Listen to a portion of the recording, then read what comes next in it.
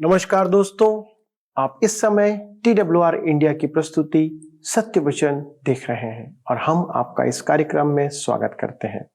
मेरा विश्वास है कि हमारे नियमित दर्शक परमेश्वर के ज्ञान में निरंतर उन्नति करते जा रहे हैं। पवित्र शास्त्र बाइबल ने संसार के करोड़ों लोगों के जीवन को प्रभावित किया और बदला है। जो जीवन की दुविधाओं में पड़े थे वे आज जीवन के आनंद को प्राप्त कर रहे हैं। जो निराशा में थे वे जीवन में आशावान बन गए हैं। जो असमंजस में थे वे जीवन में एक दिशा प्राप्त कर पाए हैं। क्योंकि बाइबल मानवकृत पुस्तक नहीं है, ये परमेश्वर की प्रेरणा से रची गई है और संपूर्ण मानव जाति के लाभ के लिए लिखी गई है।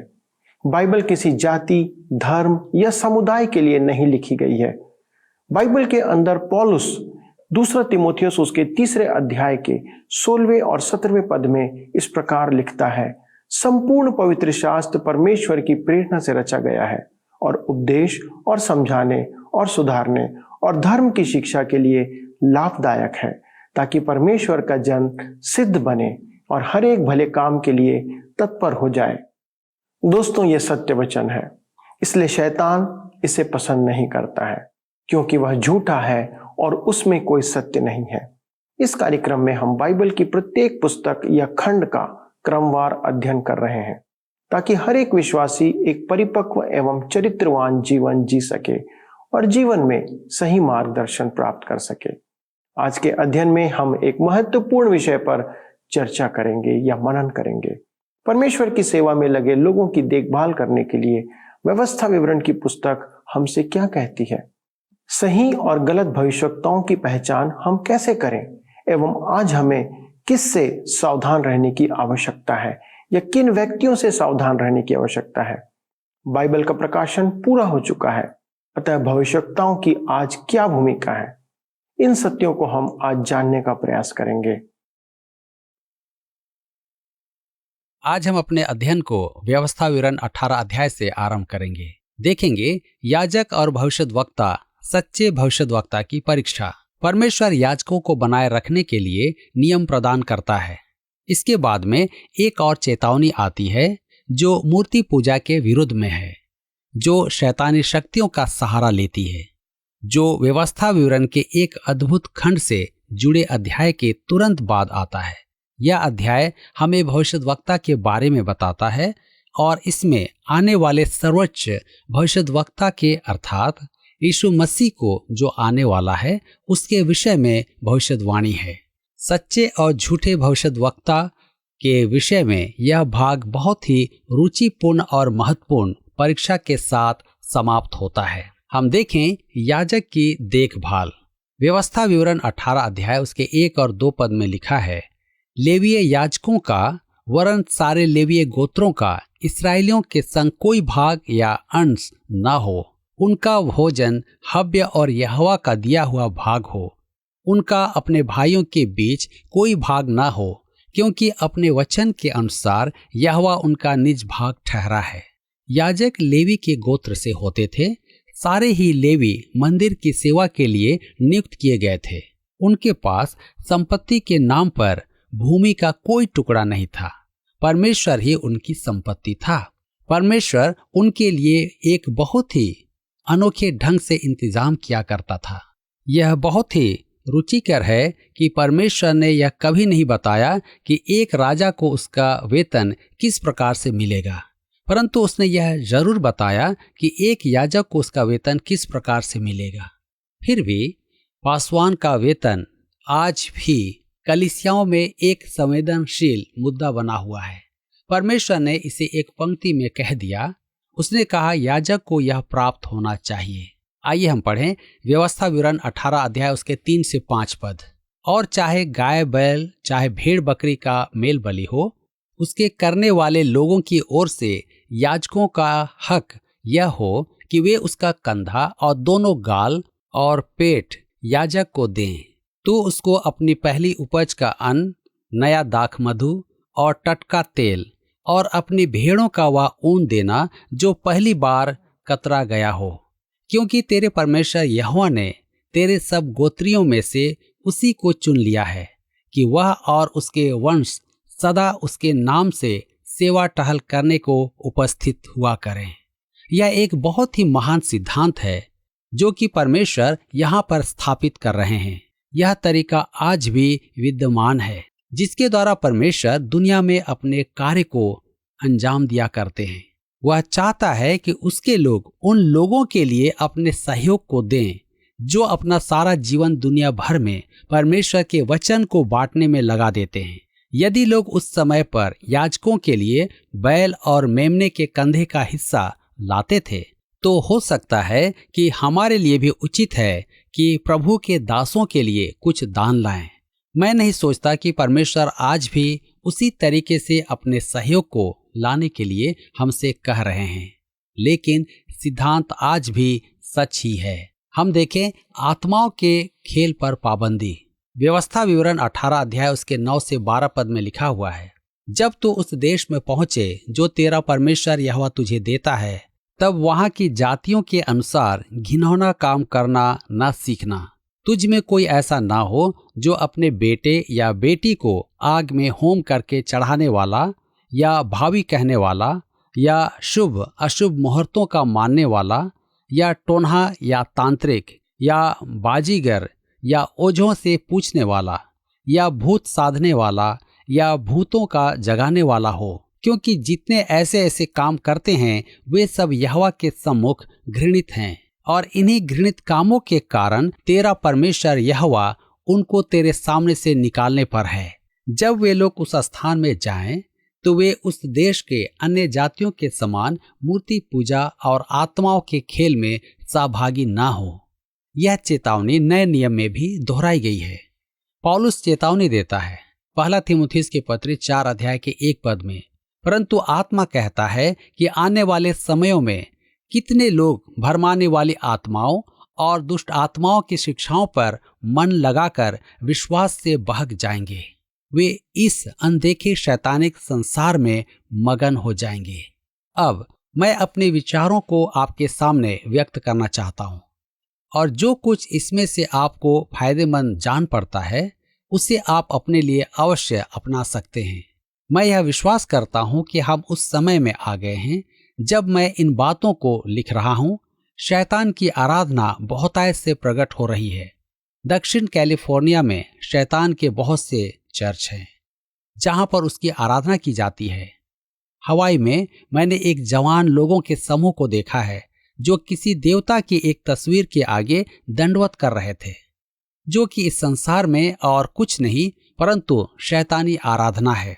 कुछ लोग इसको मात्र एक सनक के समान आगे बढ़ा देते हैं और बहुत से लोग उसके प्रभाव में आकर सनकी हो जाते हैं, परंतु शैतानी पूजा या आराधना अपने आप में एक बहुत बड़ी सच्चाई है। ऐसा नहीं है कि कुछ बेवकूफ या कुछ अनपढ़ लोग इस समूह का हिस्सा हो गए हैं, परंतु बहुत से पढ़े लिखे लोग भी इस प्रक्रिया का हिस्सा हैं।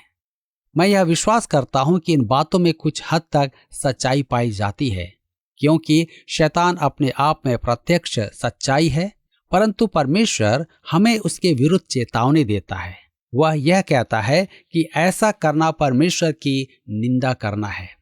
मैं इस बात को इसलिए जोड़ना चाहता हूं क्योंकि आज इस बात को किसी न किसी को बोलना है। नक्षत्रों के साथ खेल खेलने में खतरा है। याद रखें कि पिछले अध्यायों में चांद, सितारों, सूर्य की पूजा या आराधना करने की निंदा की गई है। आज बहुत से ऐसे लोग हैं जो बाइबल पर अपना ध्यान देने की बजाय चांद सितारों की बातों पर ज्यादा जोर देते हैं। नक्षत्र विज्ञान से संबंधित जो किताबें हैं लगातार भरते ही जा रहे हैं। मीडिया भी इन बातों को ज्यादा उछाल रही है। जहां कहीं भी आपकी नजर जाए तो आप इसी को पाते हैं। मेरे मित्रों, नक्षत्र ज्ञान परमेश्वर की निंदा करना है। इस बात को कहने के लिए मुझे आप गलत न समझें। यह तो परमेश्वर है जो इस काम को घृणित काम कहता है। यह क्यों घृणित काम है? यह लोगों को जीवते परमेश्वर की स्तुति करने से दूर ले जाता है। यह उनको अंधकार और शैतानीवाद में डुबो देता है और खत्म कर देता है। दुष्ट आत्माओं के संसार में सच्चाई है। ये पतित स्वर्गदूत और आत्माओं का संसार है। ये बातें यथार्थ हैं।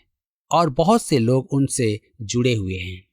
वे नशीले पदार्थों व और भी बहुत सी चीजों का इस्तेमाल कर इन आत्माओं के संसार से संपर्क साधने के लिए आगे बढ़ते हैं और शैतानी राज्य उनसे संबंध बनाकर बहुत ही प्रसन्न होता है। एक परमेश्वर के जन को इन बातों से अलग रहना चाहिए, और यदि कोई भी जन इस दिशा में फिरता है वह विश्वास में कमजोर है और सच में मसीह पर उद्धारकर्ता के रूप में विश्वास नहीं करता है। परमेश्वर ने इस प्रकार की बातों के लिए अपने वचन में चेतावनी दी है। भूतकाल में उसकी चेतावनी बहुत अधिक महत्वपूर्ण हुआ करती थी।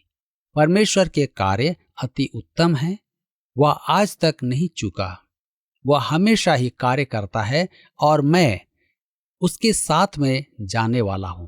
व्यवस्था विवरण 18 उसके 13 और 14 पद में लिखा हुआ है, तू अपने परमेश्वर यहोवा के सम्मुख सिद्ध बना रहना।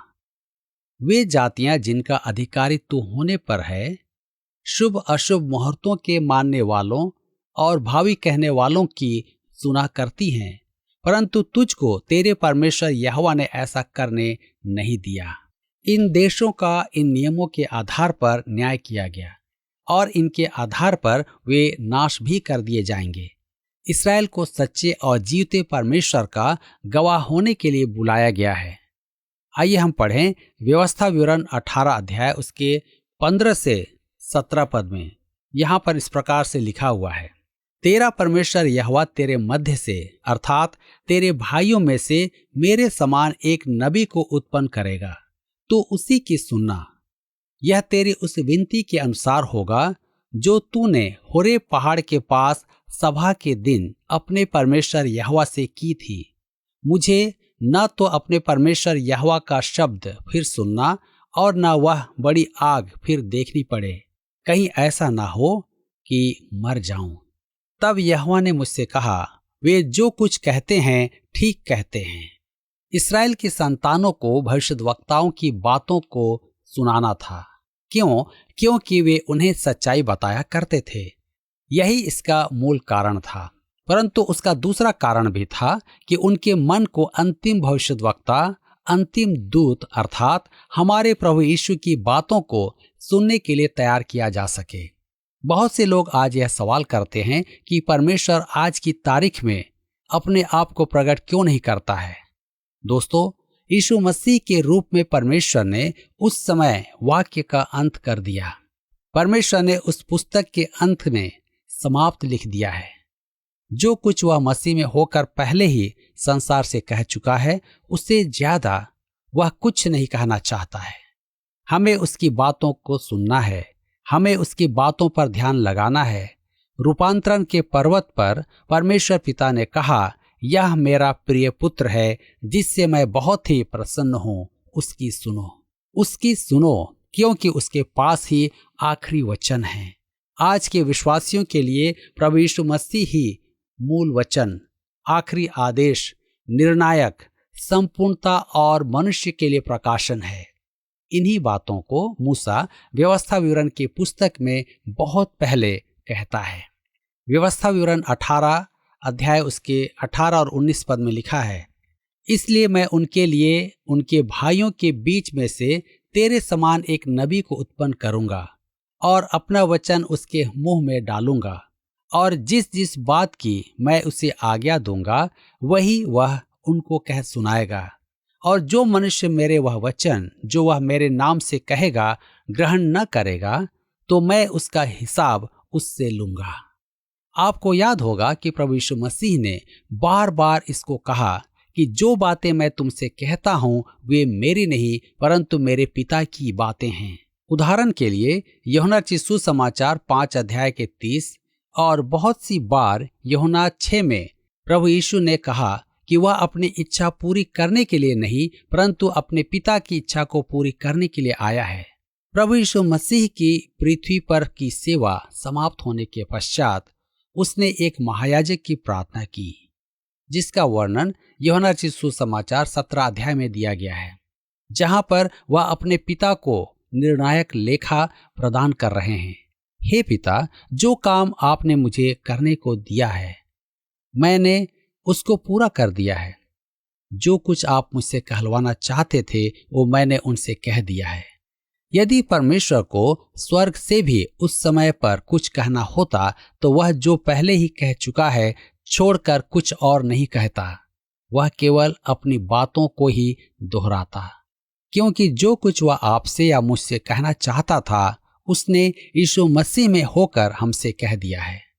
इसी कारण हमको ज्योतिष शास्त्र से बचकर रहना है। यह मनुष्य का स्वभाव है कि वह गुप्त बातों का पता लगाना चाहता है। वह प्रकृति के बारे में जानकारी हासिल करना चाहता है। मनुष्य के मन में एक गुप्त इच्छा होती है कि वह छुपी बातों का खुलासा करे। हम में से हर एक इंसान के भीतर थोड़ा भाग कोलंबस का सा होता है। इस समय पर हम लोग अंतरिक्ष और समुद्र की गुप्त बातों का खुलासा करने में लगे हैं। हम नए नए क्षेत्रों तक पहुंचना चाहते हैं। न केवल हम इन बातों को अंतरिक्ष में परंतु समय में भी पहुंचना चाहते हैं। हम उस रहस्यमय भविष्य के बारे में जानना चाहते हैं। कल के आगे क्या है, भविष्य में क्या होने वाला है, यह सब ही जानना चाहते हैं। क्या यह सच नहीं है?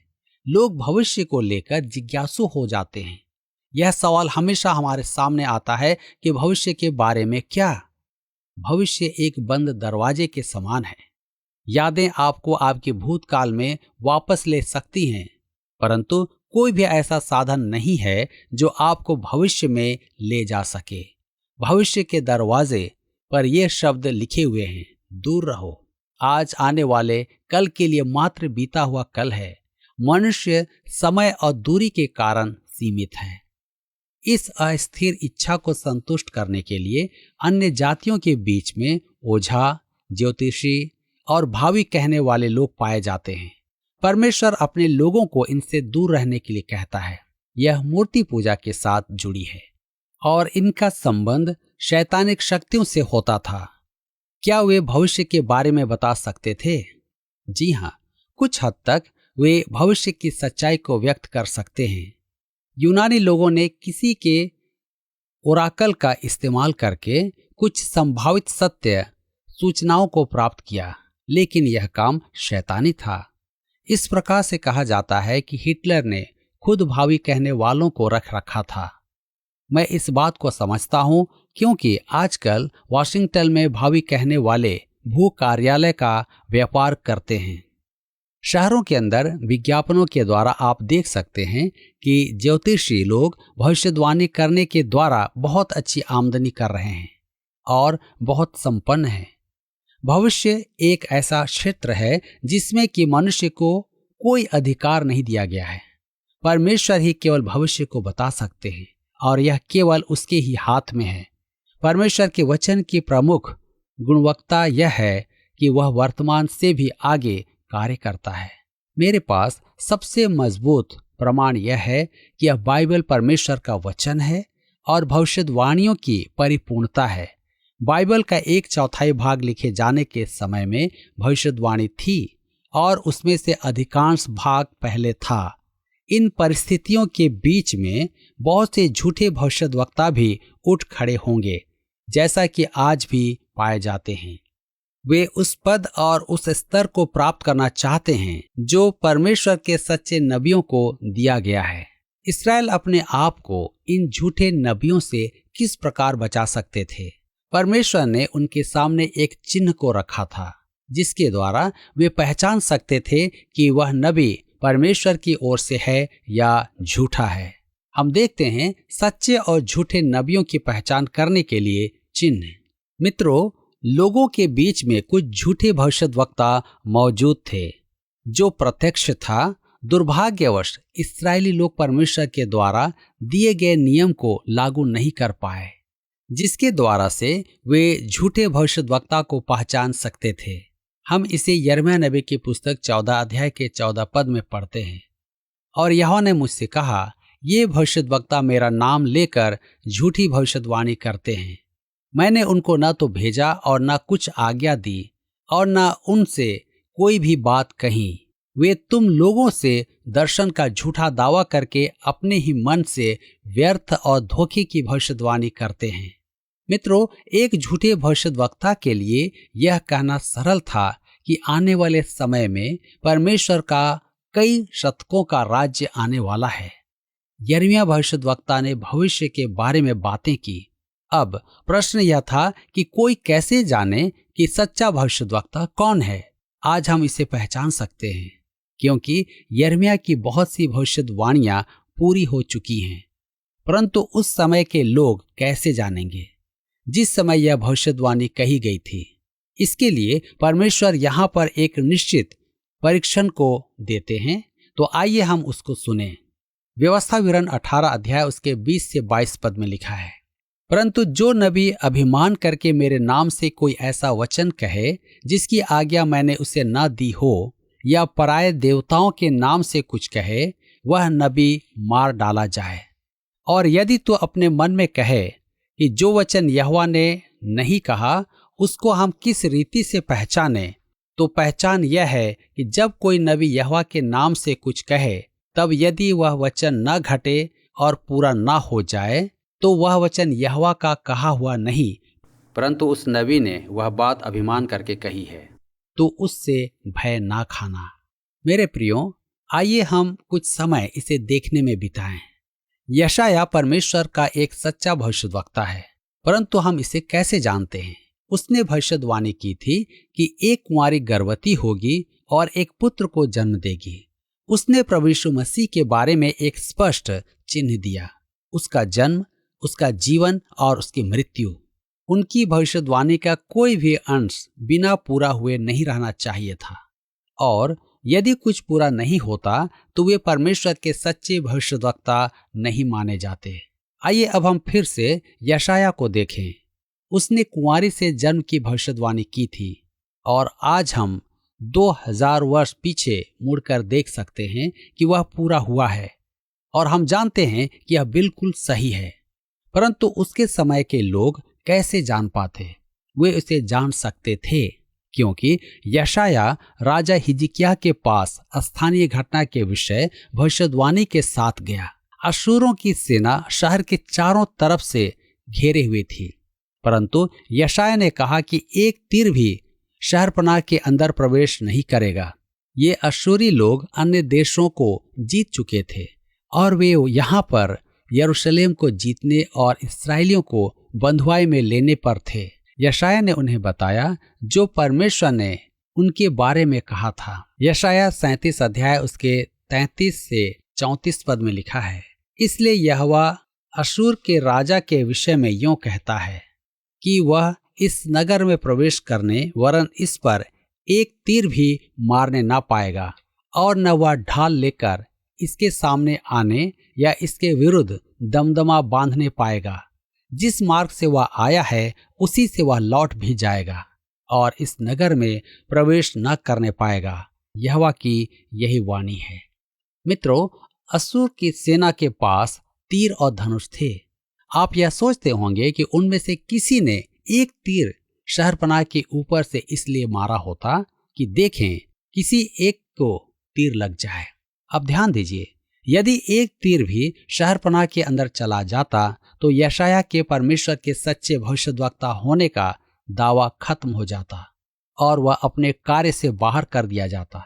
यह उनमें से एक परीक्षा थी जिसे यशायाह ने पास किया। कुछ और भी परीक्षाएं थी जिनमें स्थानीय परिस्थिति के अनुसार यशायाह ने कहा और जैसा उसने कहा और वह पूर्णतः उसी प्रकार पूरा भी हुआ।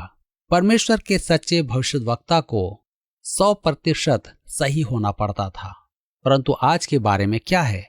यह परीक्षा समकालीन स्थान में जो दावा करते हैं उन्हें अयोग्य ठहराएगी। मैं आपको बताना चाहता हूं कि वे कई बार अपने अनुमान से तीर मारते हैं कि कहीं सही जगह पर लग जाए, परंतु कई बार वे चूक जाते हैं। लेकिन चूकने के विषय में आपको सुनने को नहीं मिलेगा, लेकिन सफलता के विषय में अवश्य ही सुनने को मिलेगा। कहने का मतलब है कि वे अनुमान से कुछ भी बोल देते हैं, शायद कहीं सच हो जाए, क्योंकि आप उनकी असफलताओं के बारे में नहीं सुनते हैं कि उसकी कितनी भविष्यवाणी असफल रही, परंतु आपको सिर्फ सफल ही बताई जाती है। मित्रों, मैं आपको झूठे भविष्यद्वक्ताओं के कई उदाहरण दे सकता हूं। आज भी हमारे बीच में लोग हैं जो संसार के अंत के विषय में एक निश्चित तिथि या तारीख देकर कहते हैं फलाने दिन संसार का अंत हो जाएगा, विपत्तियां आएंगी, एक देश के किसी हिस्से में और अन्य बातें भी घटित होंगी। यदि हम परमेश्वर के परीक्षण को इन भविष्यद्वक्ताओं पर लागू करें तो वे थोड़े समय में ही अपने कारोबार से बाहर हो जाएंगे।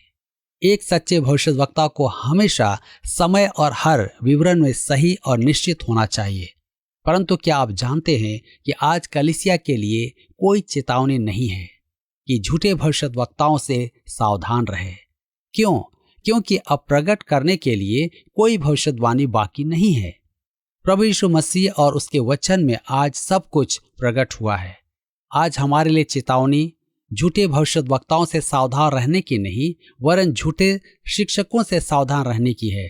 जैसा पतरस अपने दूसरी पत्री अध्याय 2 पद 1 में कहता है, जिस प्रकार उन लोगों में झूठे भविष्यद्वक्ता थे उसी प्रकार तुम में भी झूठे उपदेशक होंगे, जो नाश करने वाले पाखंड का उद्घाटन छिप छिप कर करेंगे। हमें चिताया जा रहा है कि हम ध्यानपूर्वक सुने, क्योंकि मनोहर प्रवचन किए जाते हैं, वाणी सुनने में अति आकर्षक लगती है, जिनमें धार्मिकता छलकती है, परंतु वे परमेश्वर के वचन की शिक्षा नहीं देते हैं। ओह, हमारे लिए यह कैसा महत्वपूर्ण है कि हम झूठे उपदेशकों से सावधान रहें, वचन की सत्यता को पहचानें और उस पर चलें। क्या आपको यह कार्यक्रम पसंद आया? अभी हमें एक मिस कॉल करें और आप अगले विजेता हो सकते हैं।